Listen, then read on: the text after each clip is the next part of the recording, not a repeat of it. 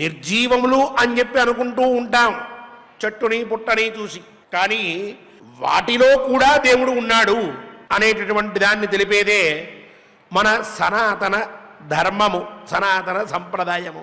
కొన్ని చోట్ల వేదాల్లో మనం చూస్తే ఏదో ఒక చెట్టు మాట్లాడింది అని, ఒక సూర్యుడు ఇట్లా అన్నాడని, చంద్రుడు ఇట్లా అన్నాడని, ఇట్లాంటి మాటలు వింటూ ఉంటాం. దాని అర్థం వాటికంటూ ఒక దేవత ఉన్నారు. ప్రకృతంలో ఎందుకు చెప్పుకుంటున్నాం ఈ మాట అంటే, కృత, త్రేత, ద్వాపర, కలి అనేటటువంటి 4 యుగములు ఉన్నాయి మనకి. ప్రస్తుతం మనం కలియుగంలో ఉన్నాం.